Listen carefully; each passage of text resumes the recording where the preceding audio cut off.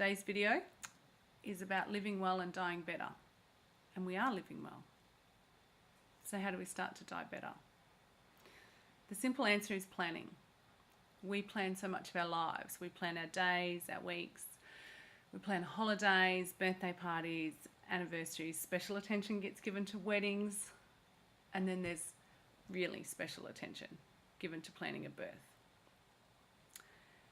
Being told that we are having a baby brings up some serious questions. Who do I tell first? How do I announce this to everyone? Who do I want by my side? Where do I want to give birth? Do I want full medical intervention or do I want to go naturally? When my child is born, what are the rules around my baby? Do I let everyone hold them? Is this just a time just for us, for bonding? How do I plan for that? There are birth doulas, and these amazing people, they coach you mentally, physically. They help you prepare for a massive transition, not only with your body, but integrating into life as a parent. The first breath is vital. They work with you for months, preparing you for a major life change. Most women plan their births, may not hire a birth doula, but they do some planning. I did not. I figured I'd be fine.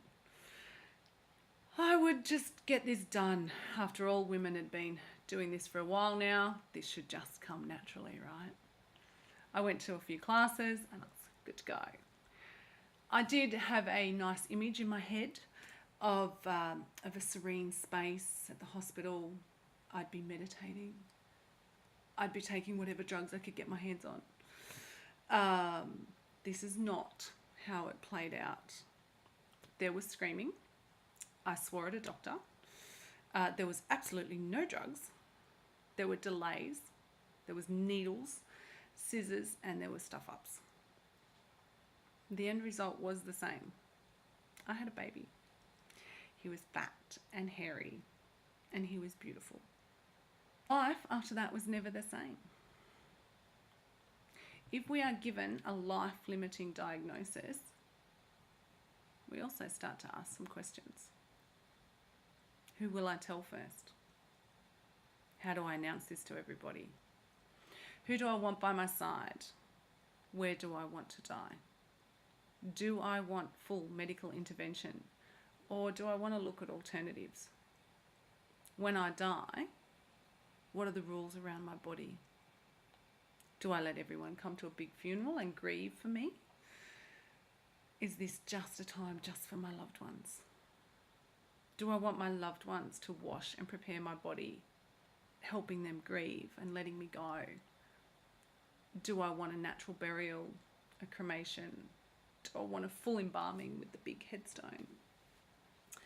A death doula can help with this because the last breath is just as important as the first. As a doula, we don't call you a client and definitely not a patient. We refer to you as a traveller. You are on a huge journey and it means for you, this life is ending. And for those around you, life will never be the same. You don't have to plan. People have been dying for a while now. Should come naturally, right? You don't have to plan. You don't have to hire a doula. It's okay.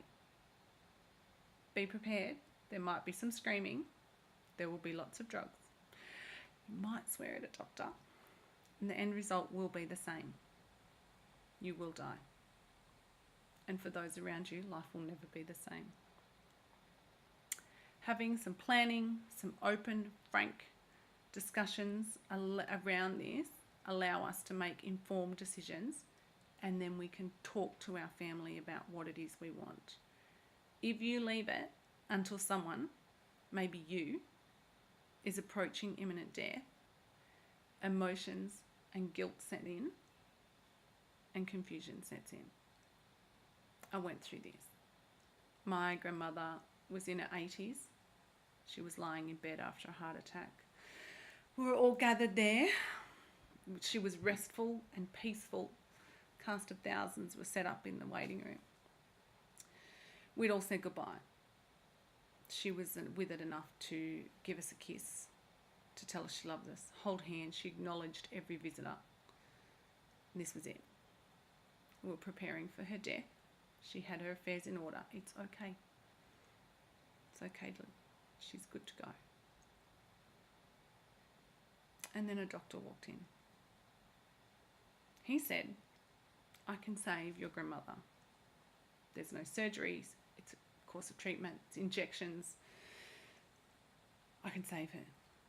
The whole family who are present in the waiting room actually start choosing a side of the fence. At this point, my mum and I were the only ones saying no. Emotions are running high. Nobody wants her to die. Medical intervention, she doesn't have to die today. Everyone else said yes. At the time, did we take into account the 2 months of the hospital stay and her recovery? The renovations that had to be done to her house so she could go home? The lack of mobility she now has? And how she can no longer attend her social outings? The housekeeper that she needs? The pressure on the whole family to pull together to take care of her escalating physical and mental needs? Did we ask her? Did we take into account her wishes? We knew that she didn't want to go into a nursing home and she didn't want to be a burden. We got stuck in emotion and we accepted the hope in a bottle that came from a doctor. A couple of months later, she said to me she couldn't remember anything. She doesn't remember the heart attack. She doesn't remember 2 weeks afterwards. She has no memory of it. Did we do the right thing? I don't know. She says we did. She's still alive. She's still here with us. But we know that her quality of life has suffered. Was she prepared to sacrifice what she did?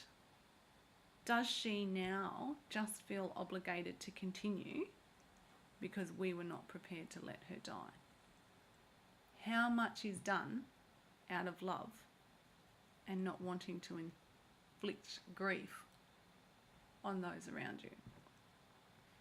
How many people stay and fight so as not to upset anyone around them? Understanding that death is a part of life means letting go. At some point, we have to let people die. No one lives forever. Someone you love will die, and you will have to let them. When is that point? Where is your line? Do those around you know that line? Planning gives us control over this. I can say that I do not want to be put on a machine. I don't want heroic measures. I can ask for no resuscitation in the event of a heart attack or a stroke. I can talk about my desire to have surgery up to a certain point where my quality of life is affected. And that line is different for everybody. You each have your own line for a quality of life. And it may actually be very different to what your loved ones think. A wise lady once said to me, it's not death that scares me, it's the dying part. If we are lucky and truly blessed, we get to live a long life. And for some of us, death comes suddenly. For some, the dying part is long. Our medical advances, some would even say our dying part can be prolonged. And what sacrifices are you prepared to make for your life or not make? Where is your line? Have you talked to your loved ones about that? Do they know what you want? Have you talked to your doctor about it? Do they know what you want? Imagine if I was told that I could have treatment. It would affect my eyesight, some mild deterioration, but I'm an avid sewer. It would mean I would no longer be able to sew. The treatment would extend my life by 20 years. Is that my line? Maybe treatment means I will have limited movement, be sick for 2 days out of every week. I'm going to need around-the-clock care at home, and it's going to extend my life by 2 months. Is that my line? What if I was told I would need a treatment meant a bag on me for all of my toileting needs every day until I die, but it would give me another year?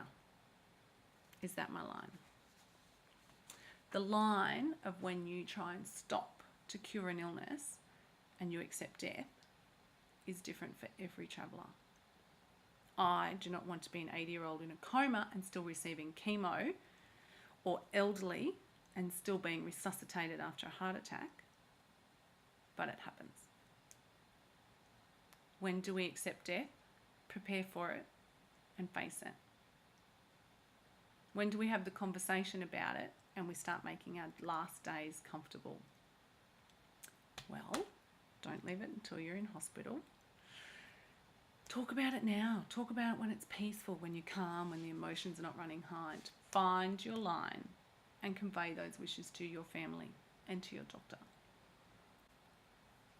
If someone says to you it's time to get your affairs in order, what does that actually mean and how do you do it? First of all, hire a doula. 40% of Australians die without a will. For some, that leaves behind chaos with families in conflict and can lead to legal battles, drawn out processes. Who's going to look after your estate? Who's going to have your belongings? Who's going to look after your loved ones? Who's going to look after your pets? Who's going to be given all of these things? Do they want them? What are your wishes at the end of life? How do you want your body to be treated? How do you want to be buried? Do you want to be cremated? Who's paying for that? Do you have power of does someone have power of attorney? They can access your money. You kind of may be hoping somebody else will pick up the bill for that. Maybe you've prepaid for your funeral, which is a thing, and you should look at that. Who is your enduring guardian? Who can speak for you about medical interventions when you can no longer do it yourself? Have you written an advanced care directive so everyone around you knows what you want? Does everyone know where to find your paperwork? What about your bank accounts, your passwords? Does this sound panicking, overwhelming? Is it easier to just think that's pretty daunting, that's pretty scary, maybe I'll just leave it. Just leave it for another day.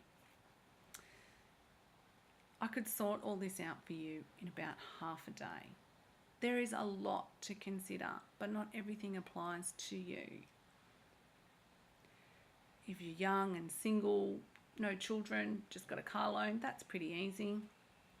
If you have a blended family with some assets, there's some questions, but it's not too hard. If you're older, you have complicated medical issues, your family's divided, you've got extensive assets, it's a few questions that need to be addressed. But just write it down and make a plan. Dying better just means asking the awkward questions. They're not hard questions. They're the awkward ones that no one really wants to talk about. Talking about death will not kill you. Planning for your death will not kill you. What it does give you is a peaceful dying process that is guided by you with those around you on board. They're all working towards the same goal, to get the death that you want, a death that you deem to be a good death. And that, in turn, will help you have a better life. Review your plan. Make it your Christmas gift to those and your loved ones. Every year, that lost time between Christmas and New Year, and you're not sure what day it is, and there seems to be a lot of cheese. Sit down. Review your plan. Review your line. If you love those around you, love them enough not to leave a big friggin' mess to sort out. You don't have to hire a doula. You don't have to have a plan.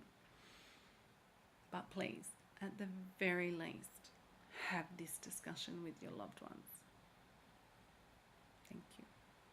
I wish you a good life and a good death.